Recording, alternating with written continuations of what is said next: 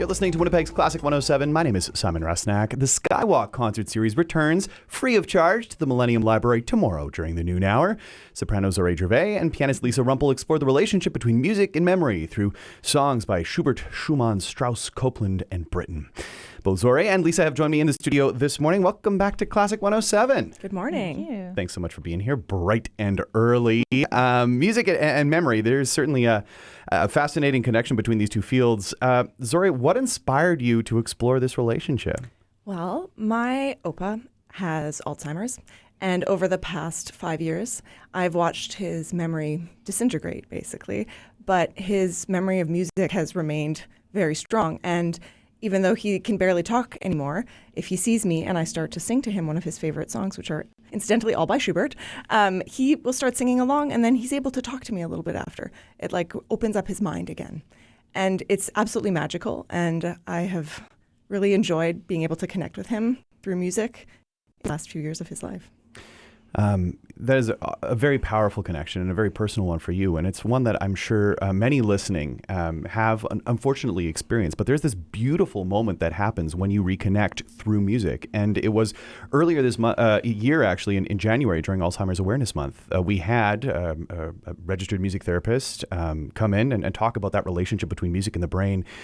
Have you looked at that sort of scientific side of it at all? Because I know you're a very inquisitive person. Is this something you've read into? Yeah, it is super interesting. Just because of the way that music is stored in our brain, it kind of like awakens different parts of our brain that kind of lay dormant otherwise. Smell does the same thing. It's like routed through a different memory system than other memories. So yeah, it's absolutely fascinating. One of the things that Naomi Friesen talked about, who's the massage or the registered music therapist we had in, she was talking about how not only is music, very important in terms of the brain, but it's also stored in a different place. It's stored in like the limbs, and so like that emotional response also comes through that movement that happens through music, and the idea that it kind of fires both the right side and left side of the brain. I mean, it really is just this all-encompassing sort of healing power that music possesses, right? Yeah, and not even just melody, like the words too, which is for me really interesting because I've played violin and sung for different Alzheimer's wards over the years, and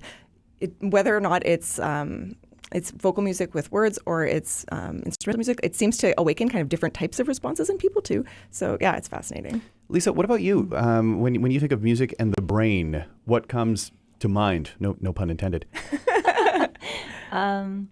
Well, I suppose I've also had grandparents who have been in a similar situation, and it definitely feels like still a way to connect with them or to connect with anyone when you don't necessarily have a different way to connect. Even with people who have passed, it's a way to continue a connection. It feels like something, that's maybe stored in a deeper place. Mm-hmm. I'm curious about how this program then came together. Zohreh, is this something that you want to speak to, or Lisa, was it sort of a collaborative effort between the two of you in crafting what you've put together for the Skywalk Concert Series? It was collaborative, but I would say the initial programming came from literally the songs that I sing for my Opa when I visit him. And then to that, Lisa suggested some other tunes, and we worked together from there. Lisa, what were your suggestions? Well, we chose Die Nacht by Strauss. We had a couple other Strauss songs, and we just felt like we needed something more. And Die Nacht kind of talks about how the world is also beautiful and colorful, and then as the night comes, all of those colors and things sort of disappear. So it's kind of an allegory, I suppose. Mm-hmm. Yeah. Mm-hmm. And then in terms of these songs that are so personal for you and for your Opa, Zohreh, can you talk more about what those songs are? Which Schubert lied? Because there are more than a few to choose from. There's definitely more than a few. Well, the first one that we're singing tomorrow, and his favorite song, is Der Lindenbaum. And that one really, if you're familiar with the lyrics, it has to do with the idea of like you can have a special place that reminds you of moments or feelings in your life. And, with this one, it's the tree that he sees, and that he, even if he hears rustling of leaves, it reminds him of these moments in his life where he has felt loved or lost. And so, that's the one that we're starting with. And then we're also doing Du bist die Ruhe, classic. Again, like looking through the idea of like we find our peace through these moments of love in our life, and those remain sometimes despite other things that happen. We're also singing the Sulaikas, and that is kind of a different look at the way that I put together this recital. It's not just from the perspective of being the person losing the memories, but also of being the loved one losing the person that you've loved or hoping they'll come back. And anybody familiar with Alzheimer's, there's like these glimpses, right? These like little bits of hope where you're like, oh, they're still in there, So the Sulaikas to me speak to that feeling that you have when you're trying to connect with somebody and you're kind of putting it out to the wind and hoping that the messages are coming back to you. And then the Britain and the Copeland that we're doing, those are both beautiful songs about loss and forgetting. And the power of love and whether or not it's even possible to really forget these profound emotional connections that we've had in life. That's something I'm really interested in, is how those memories stay within us. And then the Strauss that we're doing are 3 songs that, again, like Lisa said with Nacht, look at the way that love can kind of be taken away, or we're scared that it's going to be taken away by memory loss. So I won't keep talking about them. Come to the recital tomorrow. No, of course. I mean, it's one of those, like you say, it's one of those things that you sort of have to experience. And I think that one thing that is particularly striking is it could be a particularly heavy program. Like, we're talking a lot about loss, but there is something to be found in terms of the love that happens in this music, and also the beauty that is there, whether it is immediately recognizable or perhaps a new discovery, because some of these songs may not be familiar to people just passing through the Millennium Library, right? So there is that idea of finding something new in the program as well. Yeah, absolutely. So let me ask you one more thing about kind of putting this program together, and when talking about like that idea of communicating with one another. This isn't just an all-German program or an all-English program. Was it important to have more than one language to showcase as well, or is that just the idea of exploring different poetries and different ways that this concept is being thought about? Yeah, so I chose to do the English and German because those are the 2 languages that my opus speaks. And with his mind, the way it is right now, he switches back and forth between them, depending on what state he's in and, again, which song I sing. And it's, to me, again, fascinating that we can store memory in different languages.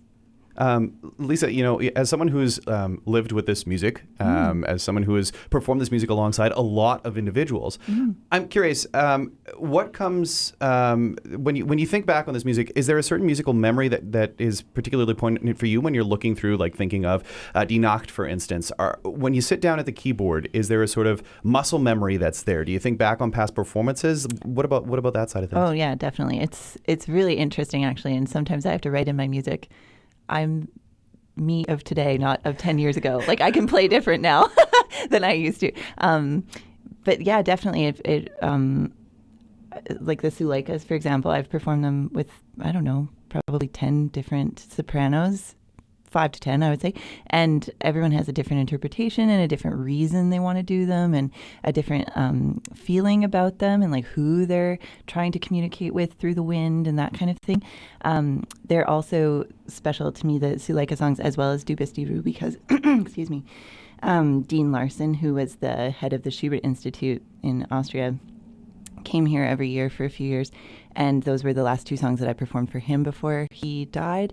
And all of that is in there, which is really interesting because it's these songs are so old and have been performed a million times, but they're just still so fresh and special every time you do them, because you're a new person and the person you're with is a different person. And yeah.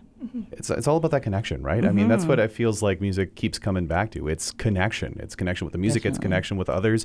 It's connection with an audience. And I think that there's going to be a large number of people who are coming through and maybe are coming specifically for a particular lied or a particular song, or maybe they're there to just discover something new, which is part of the beauty in all of this. It is a free of charge performance tomorrow during the noon hour. This presented by Virtuosi Concerts, the Skywalk Series back. Zohreh Gervais and Lisa Rumpel, thank you so much for being here this morning and chatting a little bit about this beautiful program that you've put together. Thank you so much for having us. Thanks, Simon.